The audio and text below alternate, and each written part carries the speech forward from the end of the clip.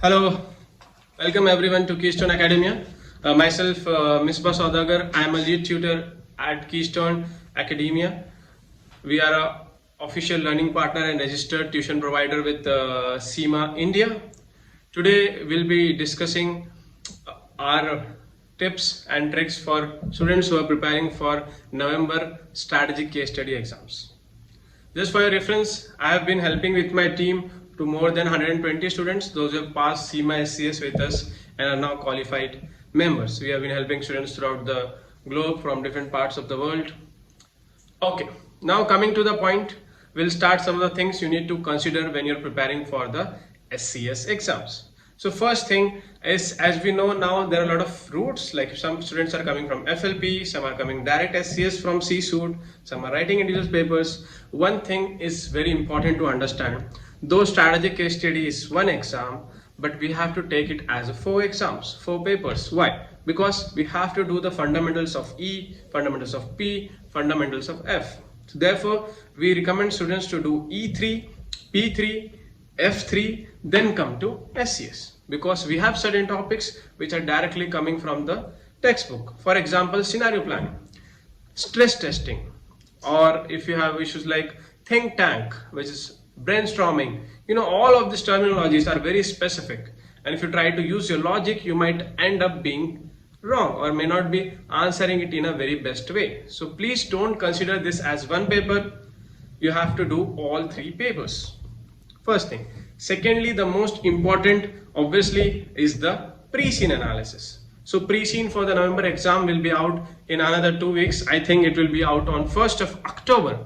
So you have to keep reading pre-scene every day until your exams. Every reading will give you new analysis. For example, if you're reading, you'll understand the risk, you'll understand the stakeholders, you can understand the financials, all of those. Okay. One more good tip I can give you is, as from my experience, I have seen the CIMA case studies which are coming in is for the growing industries. Like we just did a logistic company, then we did a gaming company, airport management company.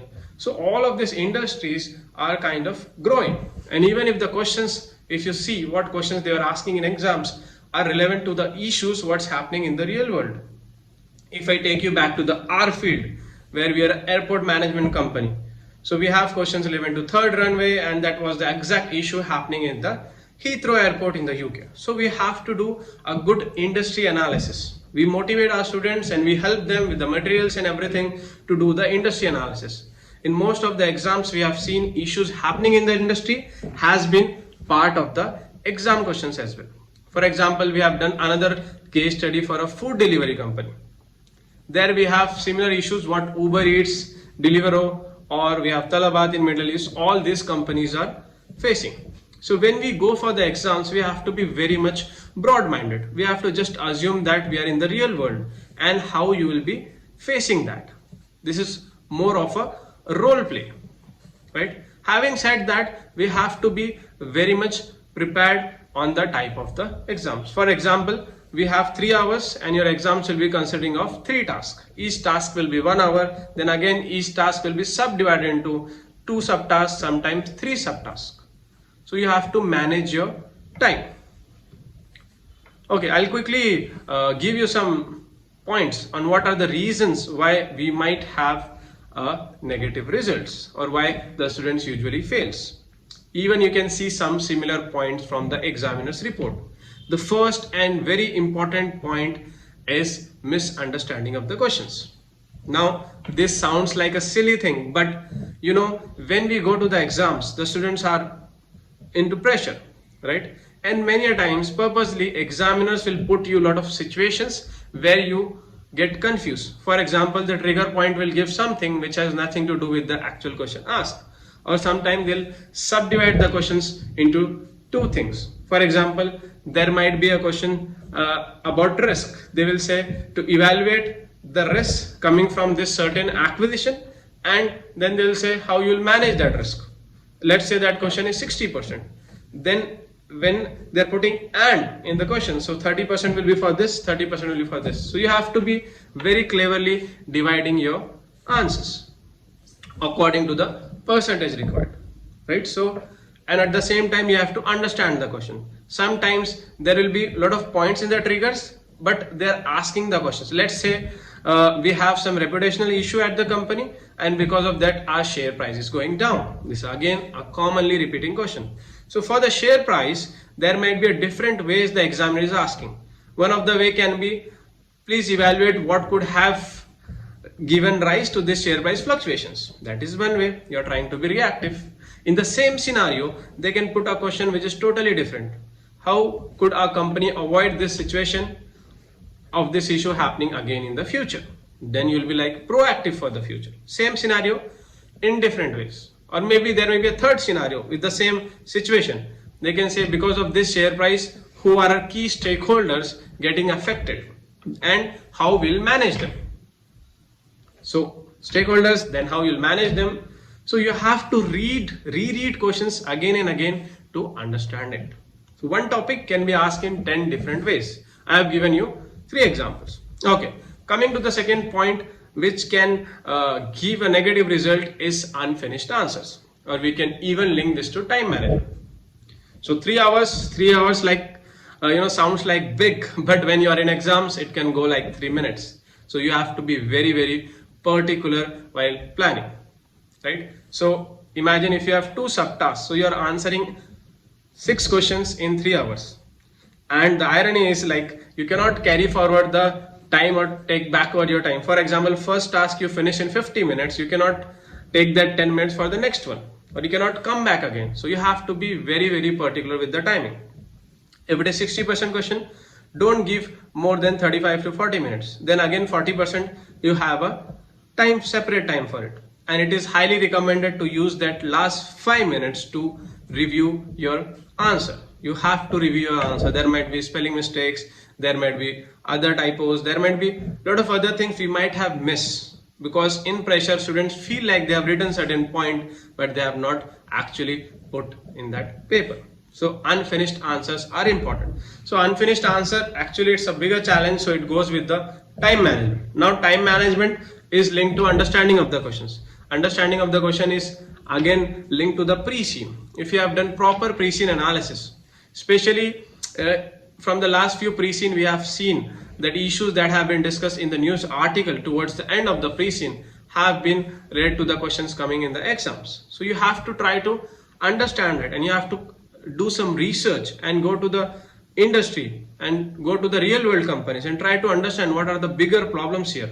For example, nowadays there are 2 hot topics which is trending globally, obviously in our CIMA exam as well. One is IT related issues, how we can use artificial intelligence, blockchain technologies to automate our systems. At the same time, the cyber risks coming from that. So cyber security is a hot topic. Another hot topic now is environmental issues. Globally, we have been seeing the changing climate. The governments have concerns. European Union, a lot of other governments have already put a deadline for the carbon neutral. So obviously the organizations and the bigger corporations have to work accordingly to achieve that target. So that is increasingly putting pressure on the companies to do integrated reporting, work with more sustainable business partners, henceforth. Okay. Then coming to the next point. Next point why students can fail is the quantity of answers. I know we all think quality is very important. Yes, I 100% agree with it, but at the same time, quality. Imagine you have a question for 50%, that is 25 marks, and you just put 2 paragraphs. Can you expect that to pass? Definitely no. So it is a matter of a lot of confusion. Sometimes if you see suggested answer, it looks like very big. So what we have been trying to do and getting successful result is we try to target 10% per paragraph. So if it is 50%, you should write at least 5 paragraphs. And at the same time, a paragraph should be at least 5 to 6 sentences. It should not be just 2 sentences, or should not go to a 10 line sentences. So that will again eat up your time. If you can write more, it's fine. Okay. At the same time, it can be important to come up with the headers. If you put headers in your answers, it will be easier for you to put more information. It will organize your thoughts. So in that way, you'll manage your time also, and at the same time you'll organize your thoughts and you'll have good quantity of your answers.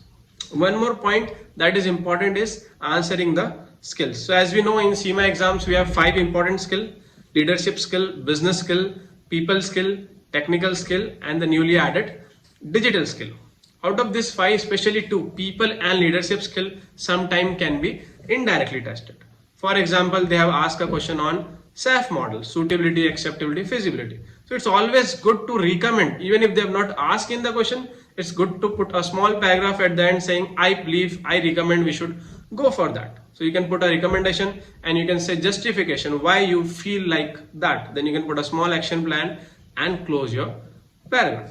One more hint on the top of that can be use industry examples. If you can put more and more industry examples, that will put more weightage on your answers, because here we are looking at the real world scenarios. So in real world, it is not that easy. If you go, this is right, this is wrong, it's all on perspective. Nobody knows what is exact strategy. If you know the formula, no company will collapse. So there may be a question and 2 students, in fact I have seen with my students, there was a question on acquisition. One student says that we should acquire it, another said no, I am totally against it, and both the student passed. Why? Because they had a good justification. They give legit points for that. They have the important justifications for that. So this is how you should put your answers. So that's it for today. I'll get in to you with more points. Thank you. And for more details, please visit our website. Link will be shared in the description. Thank you.